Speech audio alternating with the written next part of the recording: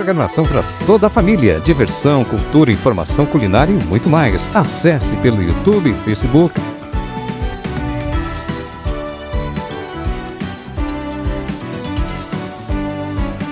Cidade Ativa Online, a nossa TV online.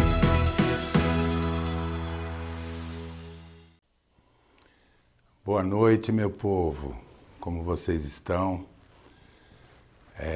Infelizmente, a semana passada nós tivemos que reprisar um dos programas, porque tivemos aí alguns problemas técnicos, compromissos de pessoas da equipe, enfim. Não deu jeito, não teve como a gente fazer o nosso programa, que é sempre ao vivo. Então tivemos que reprisar. Mas estamos aqui de volta sob o patrocínio da RB Marketing Político. Qualquer dúvida, mande para nós em texto as dúvidas que vocês têm, que nós iremos responder prontamente, dentro do possível. Caso eu não consiga responder a pergunta na mesma hora, não se preocupem, que ou no programa seguinte, ou pelo número de contato que vocês mandam, eu mando a resposta para vocês, tá bom? Muito bem, eu queria começar o programa de hoje falando de um problema de uma senhora que enviou a dúvida dela lá no último programa, há 15 dias atrás, e que infelizmente a gente não teve tempo de responder a dúvida da senhora Solange. E ela me contou o seguinte: ela morava com o pai, só ela e o pai, e tinha um irmão, ela tem um irmão, inclusive. Esse irmão saiu cedo, mais de 20 anos, foi morar em outro estado. E antes de morrer, o pai fez o quê? Ele fez uma doação do imóvel que eles tinham para a dona Solange, antes de morrer. Não era um imóvel que tinha registro no cartório de registro de imóveis. Era um contrato de compra e venda, enfim, um imóvel informal ainda, embora contrato de compra e venda em nome do pai da dona Solange, pagava imposto direitinho, enfim, tudo regular, menos o registro de imóveis. E ele fez uma doação. E logo depois que ele morreu, evidentemente o irmão apareceu e bateu na porta da dona Solange e falou: olha, eu quero os 50% dessa casa, uma casa grande, um terreno bom, num bairro bom, numa cidade de classe média, num bairro de classe média, enfim. E bateu na porta da dona Solange e falou: olha, eu vim aqui pegar o que é meu por direito, 50% dessa casa é minha, se você não comprar minha parte, eu vou colocar à venda. E a Solange então mostrou para ele o termo de doação que o pai havia feito para ela.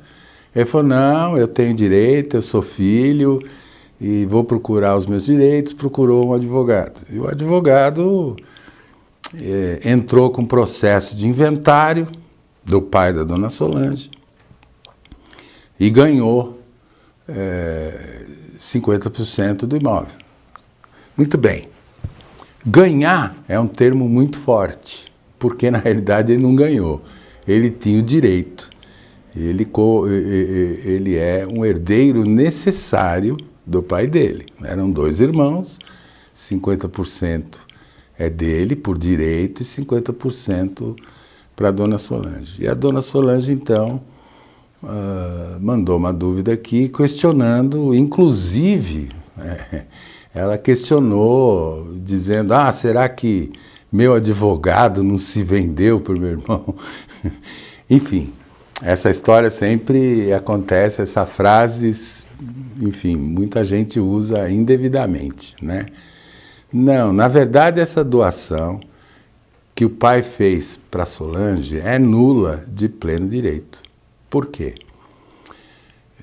Vamos tentar explicar em português para vocês, né? Eu sou o dono dessa xícara aqui, só que eu tenho filhos.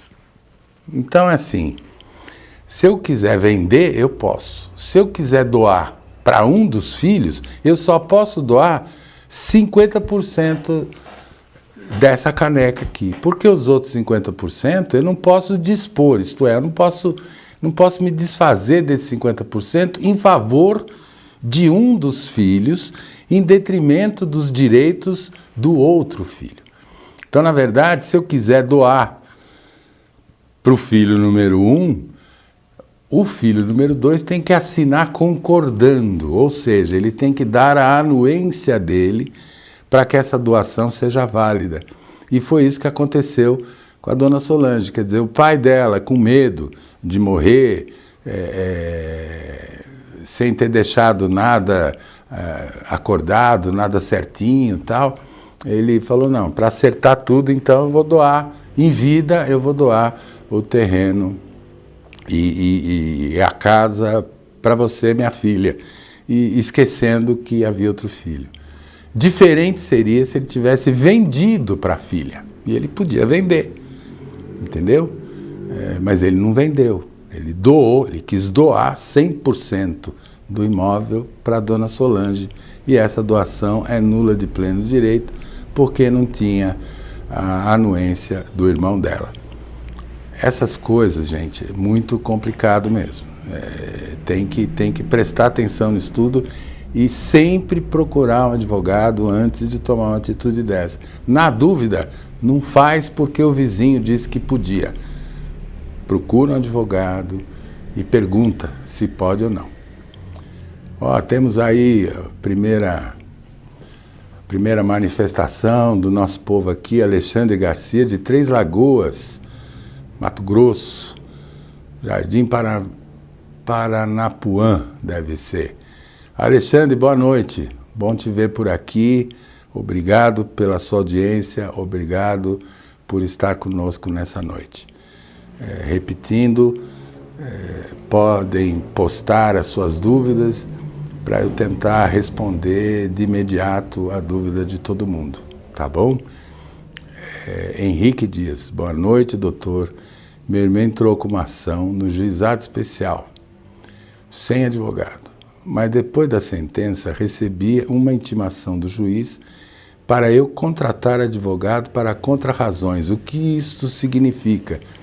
Henrique, significa que a parte contrária, primeiro, significa que teu irmão entrou com a ação, ganhou, tá certo? E você recebeu uma intimação do juiz para eu contratar um advogado para contrarrazões, ou seja, pelo que eu entendi, posso estar enganado, mas pela pergunta, o que eu entendi é que teu irmão entrou com uma ação contra você, né? E ele perdeu essa ação, quem ganhou foi você. E depois da sentença, para contrarrazoar, significa o quê? Que quem perdeu a ação entrou com recurso e a pessoa que ganhou a ação recebeu a intimação para apresentar resposta ao recurso de quem ganhou a ação, de quem perdeu a ação e não concorda com a sentença. Toda sentença pode ser recorrida, nem sempre os juízes estão corretos, a pessoa tem todo o direito de recorrer a uma instância superior, caso não concorde com o que o juiz escreveu na sentença. Então, recurso de apelação, houve recurso no juizado especial, também cabe recurso, só que em vez de ir para o Tribunal de Justiça, vai para um outro órgão colegiado, não é? que é a Câmara Recursal de Pequenas Causas, né? O Colegiado Recursal de Pequenas Causas, que é formado por vários juízes de uma determinada região, tá certo? Chama-se Colegiado Recursal de Pequenas Causas. É isso que aconteceu, Henrique. Contrarrazões significa responder, contestar o recurso que a parte que não ficou satisfeita com as sentenças do juiz entrou para a instância superior. Falando nisso, uma curiosidade, todo mundo costuma falar primeira instância, segunda instância, terceira instância, que seria Brasília. Não existe terceira instância. Primeira instância é um juiz singular que vai julgar o processo. Então, é autor, réu e juiz. Um único juiz. Muito bem. Na instância superior, são órgãos colegiados, ou seja, a segunda instância é o que? Da sentença, cabe a apelação que vai para o Tribunal de Justiça. Do acórdão, aí deixa de ser sentença, passa a chamar-se acórdão. Deste acórdão proferido pelo Tribunal de Justiça, que é o órgão colegiado acima do juiz singular, cabe também um recurso, dependendo das condições, são recursos mais técnicos, que por razões técnicas, processuais, jurídicas, pode ser também recorrido para a instância superior, mas não é terceira instância. Ou seja, em Brasília existem 2 tribunais. Superior Tribunal de Justiça, que julga os acórdãos, as decisões proferidas pelos tribunais de justiça de todos os estados do Brasil, em matérias que não sejam constitucionais, tá? Se a matéria objeto deste recurso for constitucional, ou seja, eu entendo que o tribunal estadual cometeu uma falha constitucional, ou seja, a decisão, na verdade, está ferindo algum dispositivo constitucional, vai para o Supremo Tribunal Federal. Aí o Supremo Tribunal Federal chama-se recurso extraordinário. O Supremo Tribunal Federal vai verificar se essa decisão do Tribunal de Justiça Estadual feriu ou não feriu um dispositivo constitucional. Se não for constitucional, mas se for lei federal, né, se o tribunal de origem ou o tribunal estadual, ao dar a decisão dele, feriu, desobservou, né, desatendeu alguma lei federal ou súmula dos tribunais superiores, não é? Vai para o Superior Tribunal de Justiça. E aí o Tribunal de Justiça vai dar a palavra final, assim como o Supremo Tribunal Federal também vai dar a palavra final. Mas não existe terceira instância, só primeira instância e segunda instância. Depois do juiz singular, será sempre segunda instância. Tá certo? Então tá, Henrique, olha, espero ter satisfeito a tua pergunta, espero ter respondido a contento, tá? Irene Rodrigues, boa noite, que Deus abençoe a todos nós. Amém. Irene, boa noite, que Deus te abençoe também, muito obrigado por estar presente aqui no nosso programa, obrigado pelo recado. Roberto Ferreira, parabéns, meu apresentador e Dr. Paulo, o povo tem o direito processar uma outra pessoa sobre calúnia. Forte abraço. O povo tem direito de processar uma outra pessoa sobre calúnia? Sim, pode, claro. O que é calúnia, gente? Vamos deixar isso muito claro. Calúnia é dizer que alguém cometeu um crime na frente de outras pessoas. Tá certo? Não é dizer pura e simplesmente, fulano é criminoso. Isso não é calúnia. Isto é injúria. Tanto a calúnia quanto a injúria, a calúnia é o quê? Você dizer que outra pessoa cometeu um crime, por exemplo, sabe o Renatinho assaltou a padaria lá, Belas Artes, lá no município do Imbu, falou para 3 ou 4 pessoas, publicamente. Isso é calúnia, porque ele disse que o Renatinho cometeu um crime, tá certo? Agora, ele dizer para 3 ou 4 pessoas, fulano é criminoso, isso é injúria. Ou então, isso acontece muitas vezes, as pessoas estão lá num bar ou num restaurante, um discutindo com o outro e de repente alguém começa a ter um ataque homofóbico. Você é homossexual, você gosta de homem, você isso, você aquilo, quer dizer, faz a pessoa passar vergonha, vexame na frente de outras pessoas. Ou seja, atacou a honra da pessoa. Se você ferir a honra de outra pessoa, você comete injúria. Agora, se você, ao ferir a honra de outra pessoa, descrever que esta pessoa tenha cometido um crime e dizer qual, você está cometendo calúnia. Essa é a diferença entre injúria e calúnia, tá certo? Muita gente fala, o povo fala normalmente, fulano me caluniou, fulano falou mal de mim, tal. Enfim, precisa separar as duas coisas, tá? Injúria e calúnia são crimes bem complicados, bem contundentes, porque dependendo da injúria ou da calúnia, a pessoa, enfim, passa a ter uma vida muitas vezes alterada completamente. E imagine vocês que tanto a calúnia quanto a injúria, por exemplo, pode ser propagada pela internet.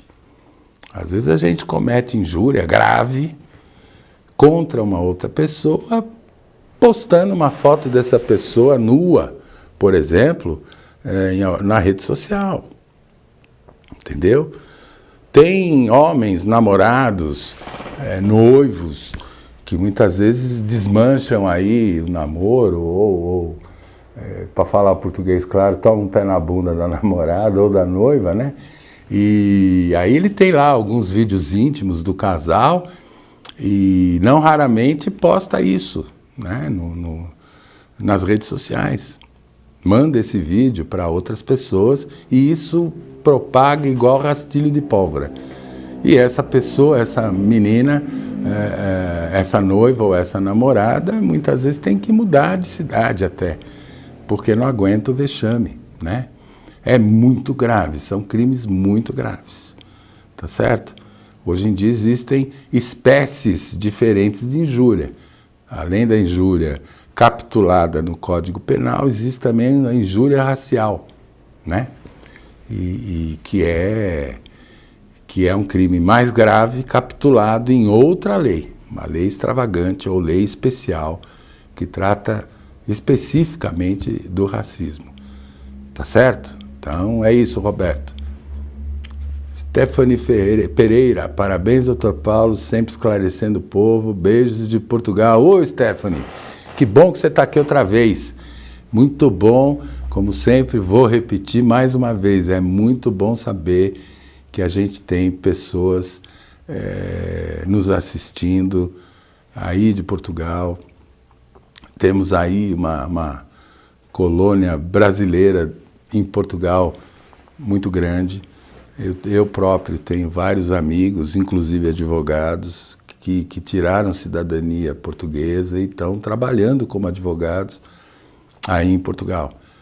Stephanie, eu não sei se você é portuguesa ou brasileira, mas pode ter absoluta certeza que eu tenho muito orgulho e fico muito vaidoso de saber que tem gente aí da terrinha, tá certo? Nos assistindo. Boa noite, muito obrigado aí. Mário Barros de Angola. Mário, como vai você? Feliz em vê-lo aqui outra vez. Venho por meio deste desejar que todos os seguidores do programa que estejam todos bem. Obrigado. Muito obrigado, Mário. Nós desejamos para você que você também esteja muito bem, não é? Tua terra aí que foi filmada recentemente com a visita do nosso presidente Lula, que foi recebido aí muito calorosamente, pelo que eu soube, pelo governo aí de Angola. Se não me falha a memória, o presidente Lula foi até agraciado com uma medalha aí, de alta honraria aí pelo país de vocês, né? Folgo muito em saber que temos aí audiência também em Angola, né? Sem a barreira da língua, todos entendem, tanto eu entendo vocês, como vocês me entendem muito bem, apesar, né, das várias nuances que existem na língua, né? Nos trejeitos, na escrita, na pontuação e, né, e em alguns termos regionais, né? O Brasil, por exemplo, criou muito verbo, muito substantivo, que aqui é utilizado e em outros países da língua portuguesa não sabem nem o que significa. A título de curiosidade, eu ouvi de um português lá em Lisboa, que eles escutam português e eles costumam dizer que o brasileiro fala um português com açúcar. Eu achei bastante interessante essa coisa que foi dita, eu ouvi, achei uma graça isso, né? Porque realmente dificilmente a gente não entende, ou em outros países não entende o que um brasileiro está falando. A não ser que esse estrangeiro que fale a língua portuguesa caia aí no sertão do Nordeste, aí fica difícil entender mesmo, tá certo? Mas em Portugal, mesmo o lisboense, mesmo quem fala português normalmente, eu às vezes tenho dificuldade de entender, porque falam muito arrastados, né? E em Angola, interessante, eu vi algumas, já ouvi algumas reportagens, algumas entrevistas de habitantes de Angola, não é difícil de entender, não. Eles falam mais próximos do brasileiro do que os brasileiros e angolanos falam dos portugueses. Lúcia Muso, boa noite, doutor Paulo, abraço a todos. Oi, Lúcia, como vai? Muito bom ver você aqui de novo, assistindo o nosso programa, que bom tê-la novamente aí como espectadora do nosso programa, como seguidora do nosso programa, Lúcia. Muito obrigado, fico muito contente com a tua presença, viu? E é isso, meu povo, mandem aí suas dúvidas. Luciano da Silva, boa noite, doutor Paulo, e boa noite a todos, boa noite. Boa noite, Luciano, bom ver você por aqui, tá bom? Espalhe aí a notícia do nosso programa para que os teus amigos, teus parentes, tirem as dúvidas jurídicas, reforçando que muitas vezes as pessoas não vão procurar um advogado de medo de pagar uma consulta que de fato não é barata, porque o advogado vive disso mesmo, o tempo dele enfim, é cobrado porque ele vive disso. Mas as pessoas não sabem que podem procurar a Ordem dos Advogados no município, que normalmente tem advogados atendendo de graça pela Defensoria Pública, tá? Mas se a dúvida for de simples esclarecimento, faça aqui no nosso programa que eu vou fazer de tudo para poder responder, tá bom? Manuela Siqueira, sucesso, doutor Paulo. Aqui em Angola estou compartilhando a todos os meus amigos. Obrigado, Manuela. Também não é a primeira vez que eu te vejo aqui, fico muito contente com a tua audiência, viu, Manuela? E eu ainda não recebi a tua comunicação e o teu meio de contato para eu te mandar a lista de documentos que o Brasil exige para quem quer ter a cidadania brasileira, viu, Manuela? Eu estou pronto para te mandar essa documentação, é só você me dizer por qual meio eu mando para você essa lista de documentos, para que quando você vier para o Brasil, tentar a sua nacionalidade brasileira, sem problema nenhum, você já vai estar preparada. Tá bom, Manuela? Muito bom te ver aqui de novo, viu? Falando em cidadania brasileira, tá uma verdadeira onda aqui no Brasil. Parece que está todo mundo querendo ir morar lá fora, principalmente em países como Portugal, Itália, Espanha, Alemanha. Quem tem algum parente nesses países europeus está querendo sair do Brasil. Por que será, hein, gente? Será que a nossa situação financeira está fazendo o povo desistir? Será que a nossa situação política está fazendo o povo desistir de ficar no Brasil? Será que o Brasil perdeu a capacidade de gerar emprego? Será que o Brasil perdeu as suas características originais? Acho que não. Eu tenho um cadinho mais de idade do que muito provavelmente a esmagadora maioria de quem nos segue, e eu posso dizer com certeza que o brasileiro, na verdade, está perdendo um pouco a paciência, mas não a esperança. O brasileiro é um cara esperançoso, é uma população resiliente, verdade, é resiliente. Mas é aguerrida, ele não perde a esperança não, e sabe que o futuro pode melhorar. Eu venho de uma geração que viveu uma ditadura. Eu estudei numa universidade de letras, a primeira faculdade que eu fiz foi português, foi letras. E para vocês terem uma ideia, na época que eu estudei, faculdade pública, a verba para a faculdade de letras de português tinha, por ano, dava para comprar 2 livros da coleção de Monteiro Lobato, para vocês terem uma ideia. A coleção, se não me falha a memória, tinha 8 ou 10 livros, e a verba que eles tinham para comprar livro na faculdade de letras, né, dava para 2 livros de uma coleção de 10. Era vergonhoso, vergonhoso. Era uma época em que polícia infiltrava pessoas, infiltrava agentes ou simpatizantes nas salas de aula, simplesmente para dedurar, para caguetar eventualmente um ou outro estudante que eles achavam que eram contra a ditadura. Nessa época, ou você era a favor ou você era contra. Não tinha meio termo.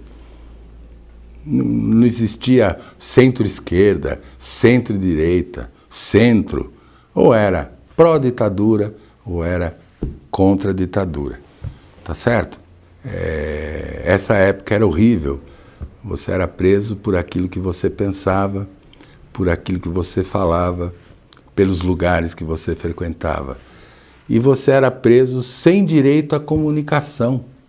Você não tinha... Nem seu advogado tinha direito de te visitar durante 5 dias. Você ia preso e por 5 dias você ficava incomunicável.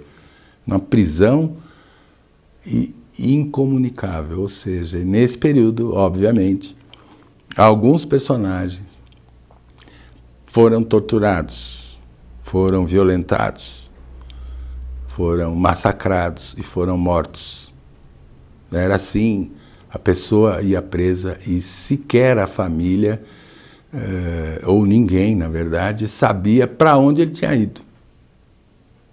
Né? Aqui em São Paulo era comum. Fulano foi arrancado, preso de uma sala de aula na universidade. Para onde ele foi? Aí você ia lá para o DOPS. Não, aqui não está. Procura lá no DOI-CODE. Aí ia lá no DOI-CODE, na Rua Tutóia.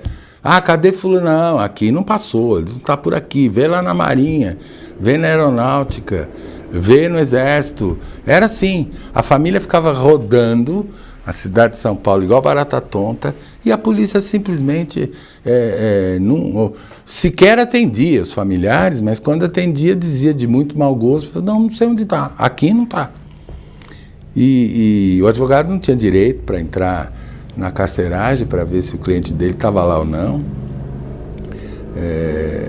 Enfim, era uma brutalidade sem fim, uma coisa maluca que aconteceu no Brasil.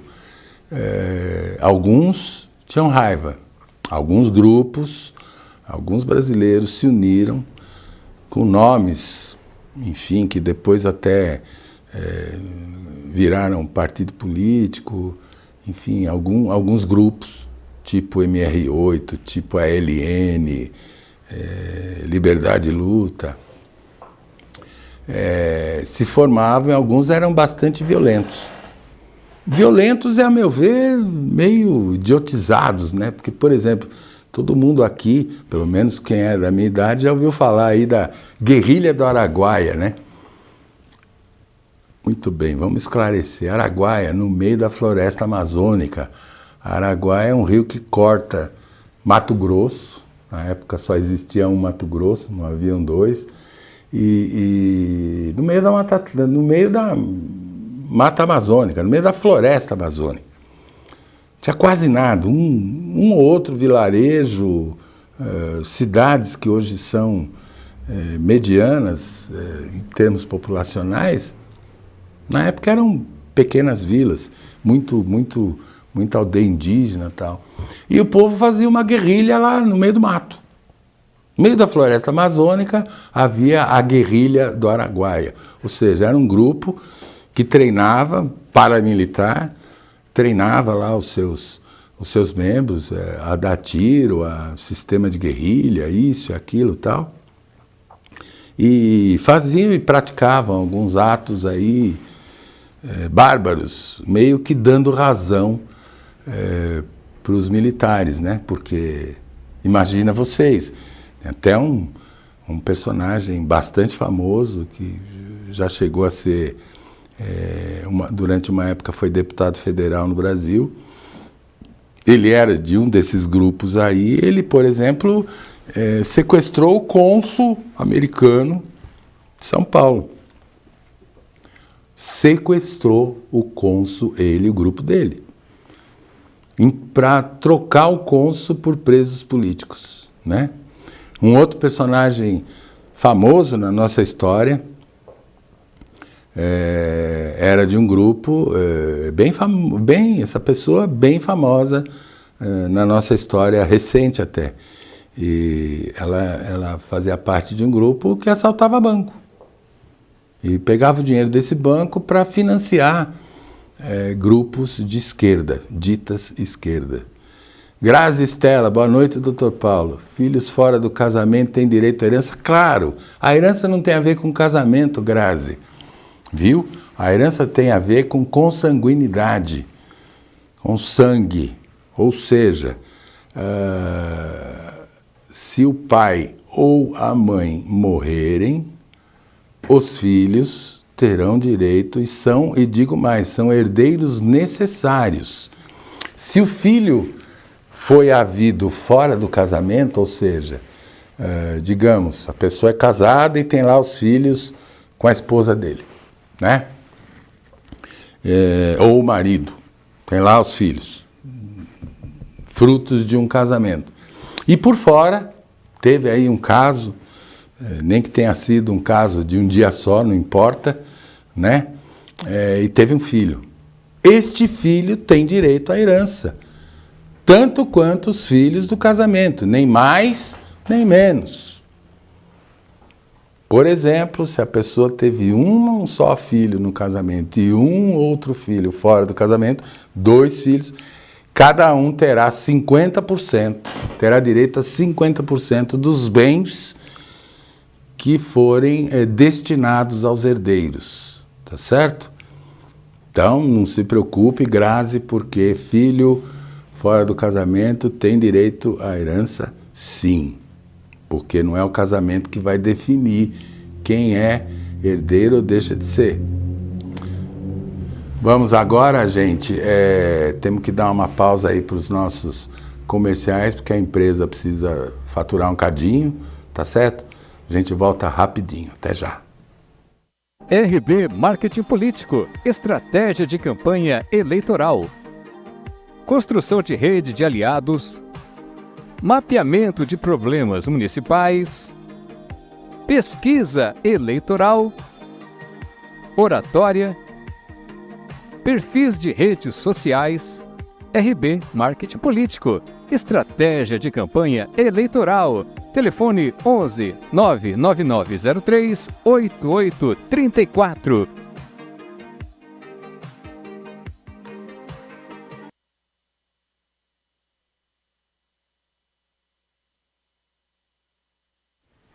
Nós da Clínica Mesodonto estamos aqui para te atender da melhor forma.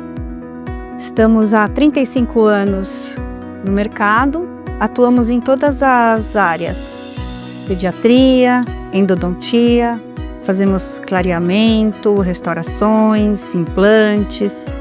Todas as suas necessidades vão ser atendidas aqui, com um tratamento humanizado, diferenciado, com conforto. Temos o diferencial de fazer cirurgias a laser, que não tem sangramento nem corte e uma recuperação muito mais rápida. Fazemos ortodontia com sistema Invisalign, fazemos frenectomias em bebês, todo tipo de tratamento que a sua necessidade requer. Temos 2 unidades, em São Paulo e na Granja Viana. Vem para Mesodonto.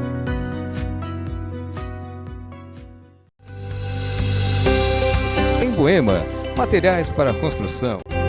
Na Avenida Elias Yasbeck, número 1240, em Budas Artes Centro. Estamos aqui na Casa Elegância Imóveis com o melhor custo-benefício. Vem! A Learge possui vários planos para o seu bolso. Aqui você encontra a casa dos seus sonhos.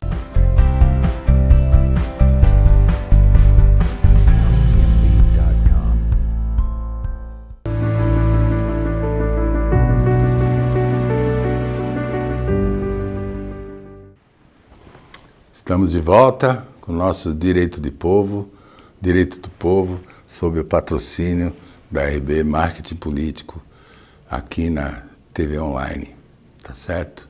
Cidade Ativa Online.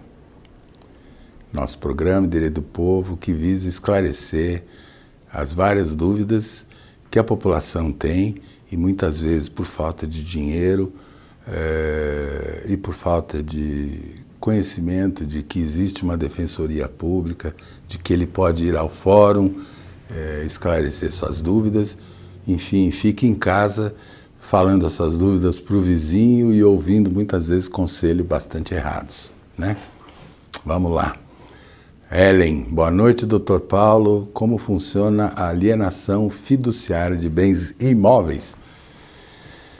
Ellen, alienação fiduciária de bens imóveis é a mesma coisa de um leasing de carro, enfim. O que é alienação fiduciária? É que o bem vendido, alienado, fica em nome do financiador. Isto é, eu compro uma casa via Sistema Financeiro de Habitação, a Caixa Econômica Federal, por exemplo.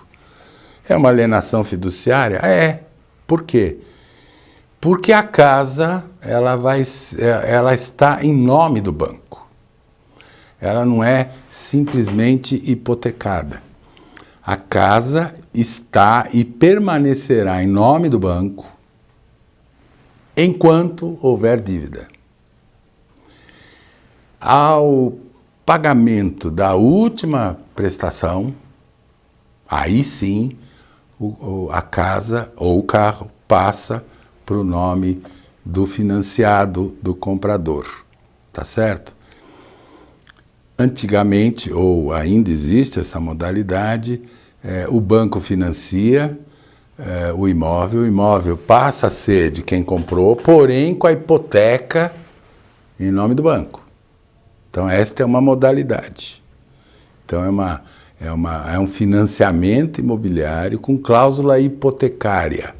Significa que o bem é do José que pediu financiamento, mas em cima do bem existe um ônus real convencionado chamar de hipoteca. Se a pessoa não pagar, o banco executa a hipoteca e consolida a propriedade em nome dele. Esta é uma modalidade que reinou, por assim dizer, durante muitos anos aqui no Brasil. Hoje em dia, os bancos estão fazendo diferente. Compra o imóvel em nome dele, financia, e quem paga este imóvel é quem precisou desse financiamento, mas o imóvel está em nome do banco. Se a pessoa não pagar, o imóvel já é do banco, ele perde o direito sobre o imóvel. Então, assim, ele, durante o pagamento das prestações, ele tem a expectativa de se tornar proprietário ao final do pagamento. Tá? Mas é uma expectativa de direito, porque o proprietário, na realidade, é o banco. Na modalidade hipotecária, o que acontece? Ele é proprietário e o banco é que tem a expectativa de que ele vá pagar até o final. Mas a hipoteca dá ao banco a expectativa de direito. Então são coisas diferentes. A alienação fiduciária deu, por assim dizer, um passo a mais. Garantiu mais ainda a propriedade do banco. Isso acontece também com leasing de carro, né? Enfim, com financiamento de carro. Alienação fiduciária é isso. O carro é em nome do banco, tá? Ou o imóvel é em nome do banco. Buenas noches, Vicky. Tenho uma dúvida. Para ter a dupla nacionalidade, tem um tradutor juramentado? Sim, Vicky. O que ela está perguntando assim é que se para ter a dupla nacionalidade, os documentos, a documentação tem que ter um tradutor juramentado ou uma tradução juramentada, como a gente chama aqui no Brasil. Sim.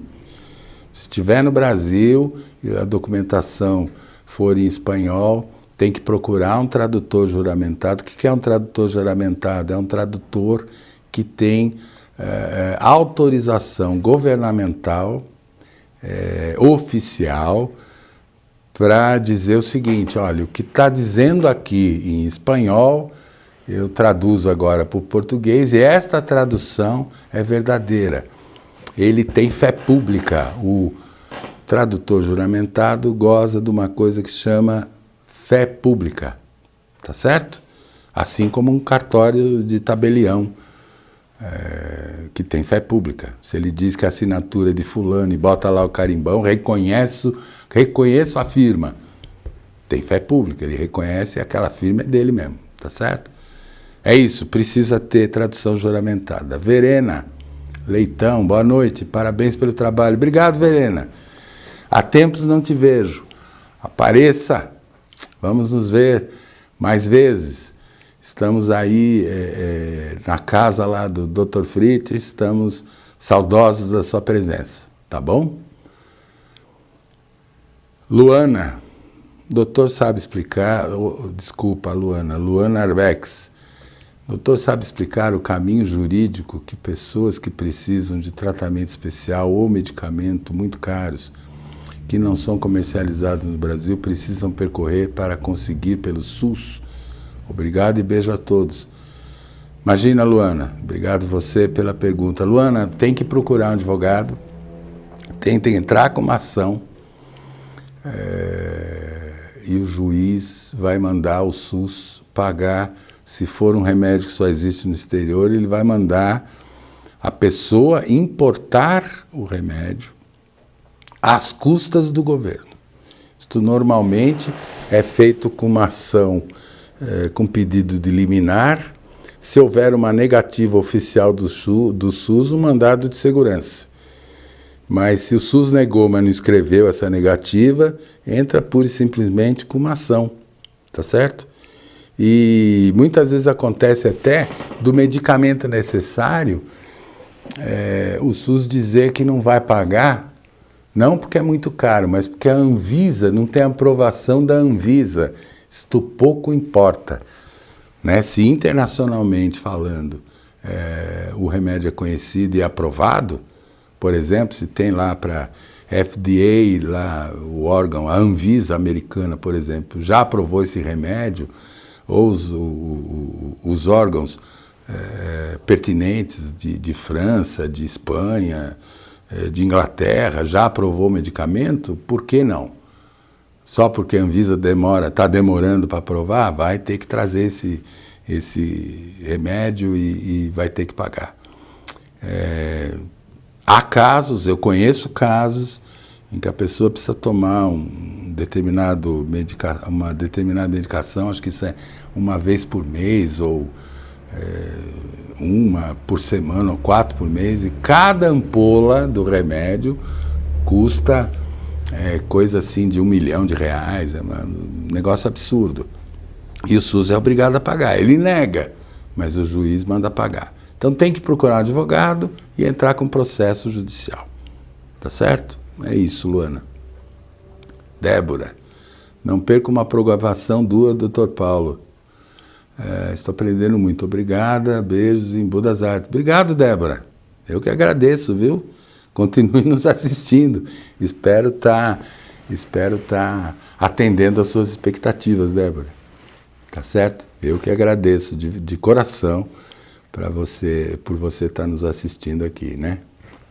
E essa coisa de medicação, Bruno de Lúcio, boa noite, Dr. Paulo, sempre muito claro nas palavras, parabéns pelas orientações. Eu que agradeço, Bruno, a tua audiência, você está nos assistindo aqui mais uma vez, muito obrigado mesmo.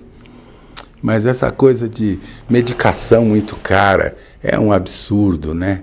É uma coisa que não dá para entender. E não é só governo, não. Mais absurdo ainda são os planos de saúde, né? Seja seguro de saúde, seja plano de saúde. É uma porcaria, isso é uma falta de vergonha. E as autoridades pouco ou nada fazem, ou muitas vezes até ajudam. Verdadeiros piratas, né? A coisa é mais ou menos assim, gente. Desculpa, mas eu fico nervoso nesse tema aí pelo seguinte. A saúde é obrigação do Estado. Estou falando do governo, estou falando de Estado. O Estado brasileiro, segundo a Constituição Federal, tem a obrigação de prover a saúde dos brasileiros. O Estado brasileiro é formado pelos brasileiros. E o povo brasileiro, os cidadãos brasileiros, deu ao Estado, pela Constituição, a incumbência, a tarefa, o trabalho de cuidar da saúde da população brasileira. O Estado é paquidérmico, o Estado é inchado, o Estado é impotente, cravado de corrupção, todos nós sabemos. Então, o que ele fez? Ele terceirizou a saúde do Brasil. O SUS funciona? Funciona sim, funciona, mas não dá conta. Então, ele obriga o brasileiro de classe C, B e A, ele é obrigado a ter um plano de saúde. Porque o que o brasileiro tem medo, ele tem mais medo das filas, de ter que enfrentar madrugadas frias numa fila durante a noite inteira para pegar uma senha, para passar por um médico do SUS daqui a 3, 4 meses, se for confirmada a consulta. Porque se o médico não estiver lá, ele vai esperar mais 6 meses, 1 ano. 1 ano e meio para ter uma consulta. O brasileiro médio tem medo disso. Por isso ele é obrigado a entrar no plano de saúde. Aí os planos de saúde, sabendo disso, sabendo que ele é imprescindível para o Estado brasileiro, ele é imprescindível para o povo, aproveita disso, cobra o que quer, faz contrato do jeito que quer, e na realidade o brasileiro que tem plano de saúde só pode ter gripe. Já repararam isso? Qualquer coisa um cadinho mais complicado, o plano não paga. Não paga. A coisa mais comum, é muito comum, aparecer no meu escritório, por exemplo, pessoas dizendo, olha, eu preciso de tal coisa e o plano de saúde não quer pagar. E os juízes que são brasileiros e que têm plano de saúde sabem disso. Tem juiz que nem, me perdoe o que eu vou falar, mas assim, nem presta muita atenção. É contra plano de saúde, beleza, já dá liminar e vai discutir se fez bem ou mal depois. Até porque as liminares tratam disso. Tratam de fazer logo, de prover a necessidade urgente e deixar para depois se fez bem ou se fez mal, se fez certo ou se fez errado. Então o juiz dá a liminar. Contra plano de saúde, procure um advogado e vocês conseguem.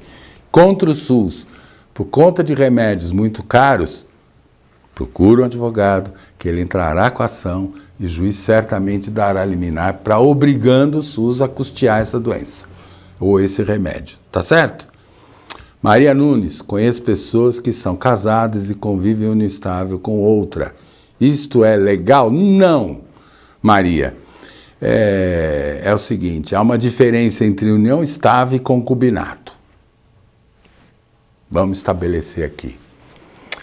Se a pessoa é casada e vive com a mulher, vive num casamento, e tem uma outra família ou uma outra mulher, tá? Como é que eu acho que o Jorge Amado usava essa expressão, teúda e manteúda, não é? Então, tem lá um apartamento onde tem lá a amante dele. Essa pessoa é amante, é concubina. Isto não é legal.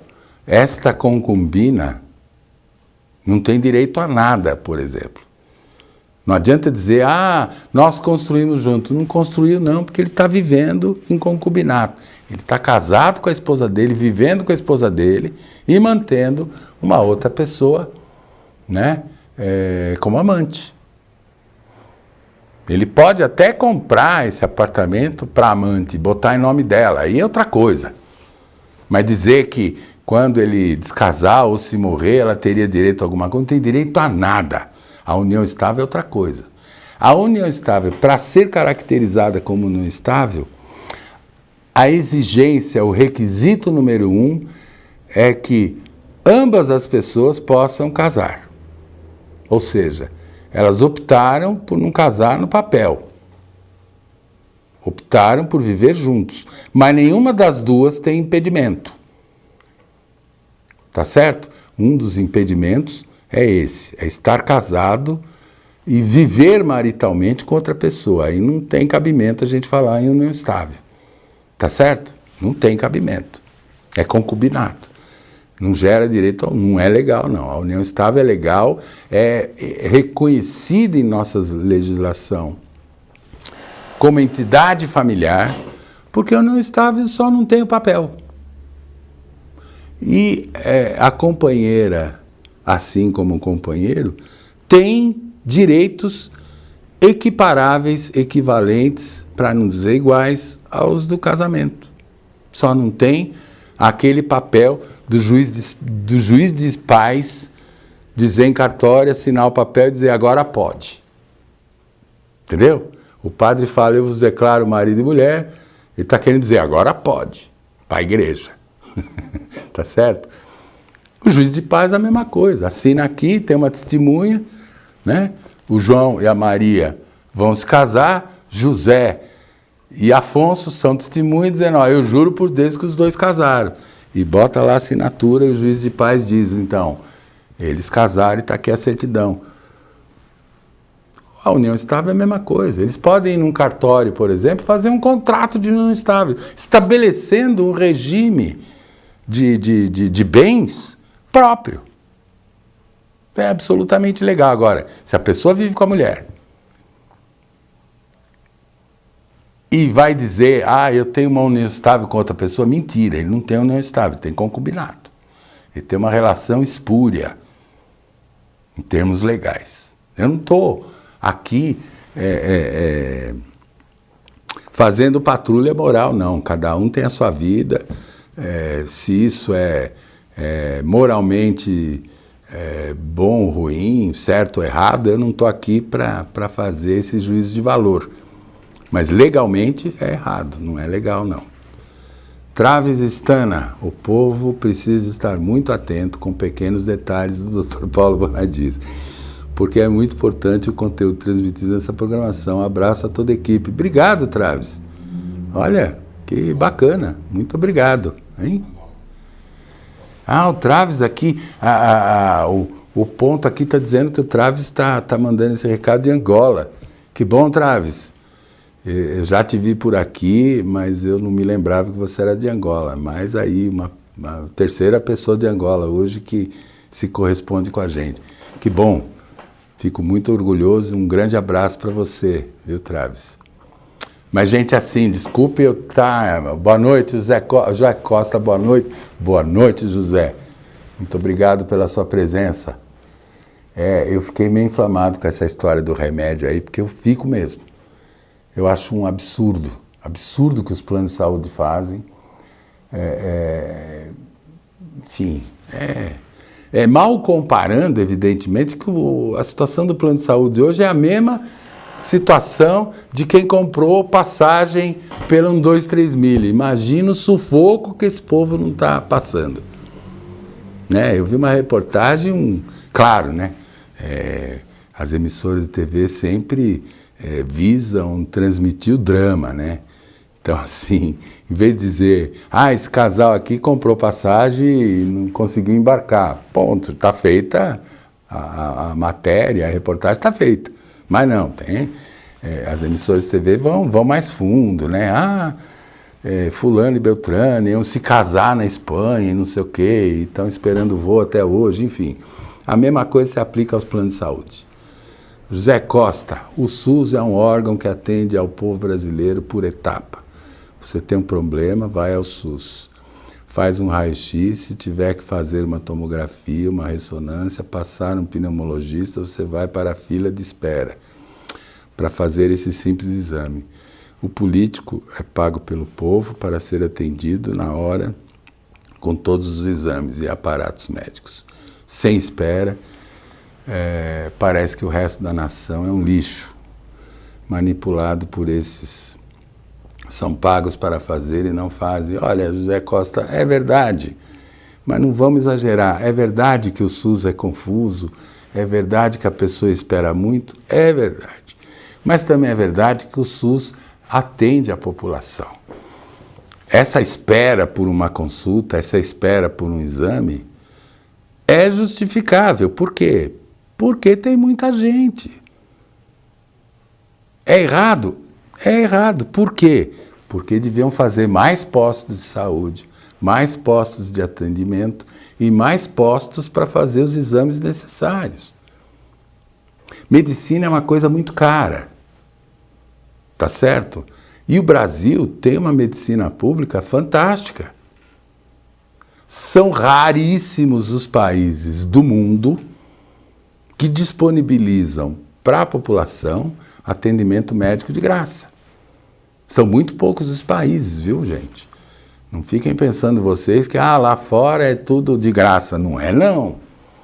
Não é, não. A nação mais poderosa do mundo tem milhares de pessoas morrendo à míngua de tratamento, morre de uma doença que seria curável porque não tem convênio médico, porque não tem plano particular de saúde. Lá nos Estados Unidos, se não tiver plano, não é atendido. Simples assim, não existe. Não existe. Aqui no Brasil, ou você tem SUS, procura o SUS, ou você tem plano de saúde. Porém, há hospitais raros ainda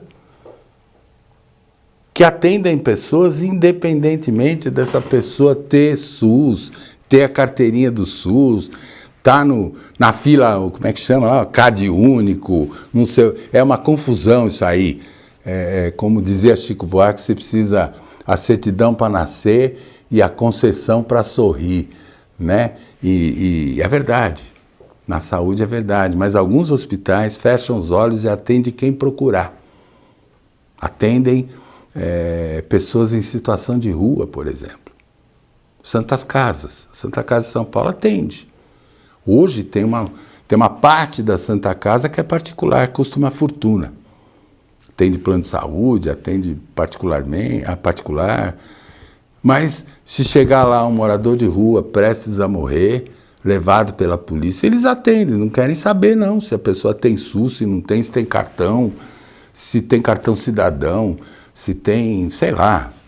O governo, nossa, pede muita coisa para muita gente, desnecessárias, é uma burocracia absurda. Esse CAD único eu não sei o que é, confesso, não sei o que é. Eu ouço falar, mas não sei o que é. Cartão cidadão, ouço falar, mas não sei o que é. Não sei que direito dá, mas é muito cartão, é muito documento. Gente, a gente é quem diz ser. A gente tem o que diz ter. Somos o que dizemos que somos. Não precisa de documento. Se eu mentir, eu estou fora da lei e pratico um crime. Mas até lá, ninguém pode me obrigar, como o governo faz, a provar que meu nome é Paulo. Pior, sabe o que os cartórios fazem hoje em dia? Validade da certidão, 30 dias. Sabiam disso? Para arrecadar dinheiro. Só para arrecadar dinheiro. Só falta pedir segunda via ou certidão atualizada, certidão de nascimento. Eu nunca vi isso. Mas daqui a pouco vão pedir também para tomar dinheiro. Gente, eu não estou aqui para reclamar, desculpa. Eu hoje me inflamei. Boa noite para vocês. Já deu o nosso horário. Bem-vindos de volta, nossos seguidores, nossos espectadores. Gente, fiquem com Deus. Boa noite. Até semana que vem, se Deus quiser. Vamos lá. Cidade Ativa Online, a nossa TV online.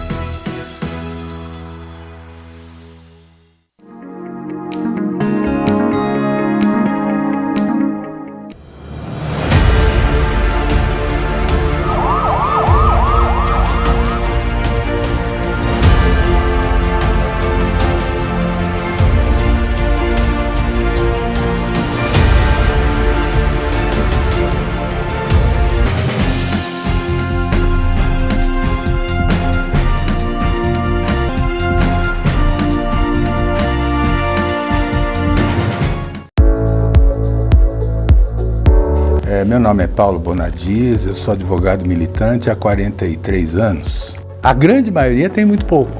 São muitas as questões. Se pode registrar o filho em nome só da mãe. Essa burocracia aqui no Brasil tem que terminar. A hora do sucesso. E meu amor é imenso. A falar de amor. Olá pessoal do Japão Show. Estamos trazendo o Japão mais perto de vocês. Arigatou gozaimasu. Yoroshiku onegai itashimasu. Então vem, eu tô apaixonado, eu tô desesperado, pensando em você.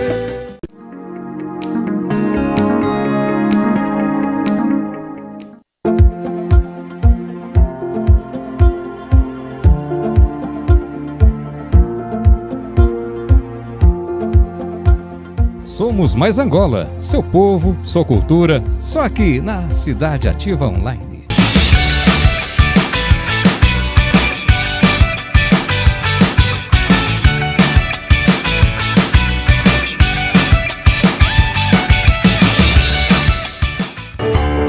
Well, it's one to the preacher. Let me say I do. Leave me. Eu agradeço mais uma vez essa oportunidade.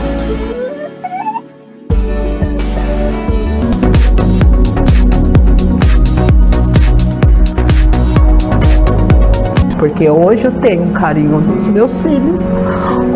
Descobri que eu tô grávida de novo. Nós estamos abandonados. O meu vizinho tomou até tiro na perna. A gente tem que buscar os nossos direitos. É como um cavalo que tem dois donos que morre de fome. Deus agita o mar, remove montanhas, Deus faz mais que isso para te ajudar. Às vezes o bar... Obrigado, que Deus abençoe. TV Online.